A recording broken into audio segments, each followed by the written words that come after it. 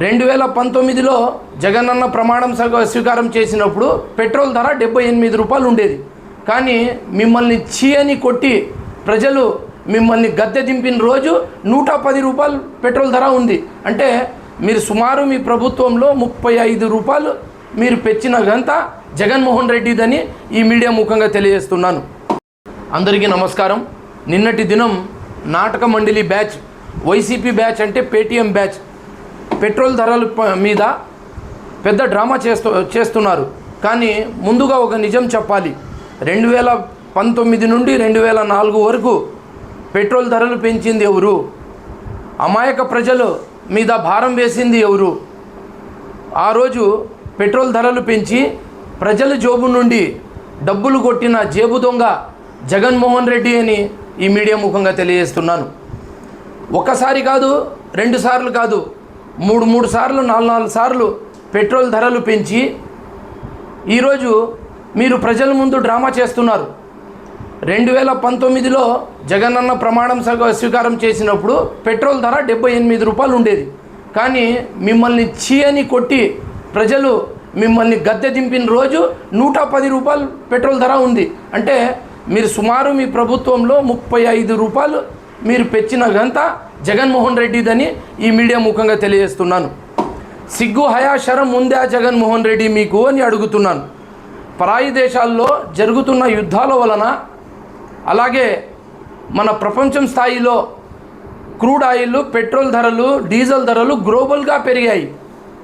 మన రాష్ట్ర ప్రభుత్వం వలన కాదు, మన దేశం ప్రభుత్వం వలన కాదు, దేశంలోనే ఇజ్రాయిల్, ఇరాన్, యుక్రెయిన్, రష్యా ఏదైతే వార్లు జరుగుతూ ఉందో ఆ వార్ల వలన గ్లోబల్గా దేశాలపైన భారం పడుతూ ఉంది.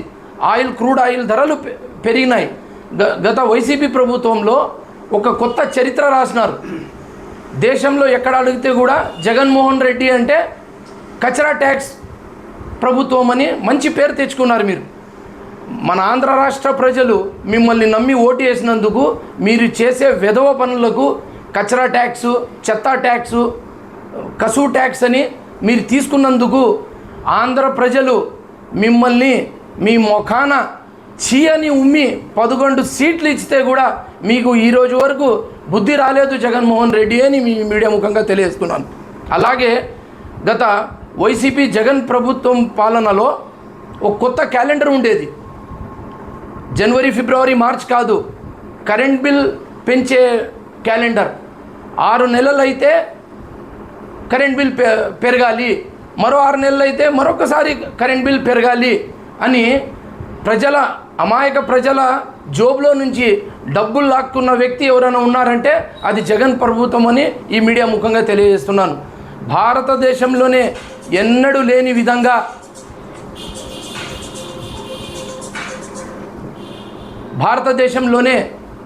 లేని విధంగా మొట్టమొదటి చరిత్రలో ప్రజల మీద భారం పడకూడదని ఒక మంచి ఉద్దేశంతో చరిత్రలోనే కరెంట్ బిల్ తగ్గించి ప్రభుత్వం నడుపుతున్న పార్టీ, ఏకైక పార్టీ మన కూటమి పార్టీ, మన తెలుగుదేశం పార్టీనని ఈ మీడియా ముఖంగా తెలియజేస్తున్నాను.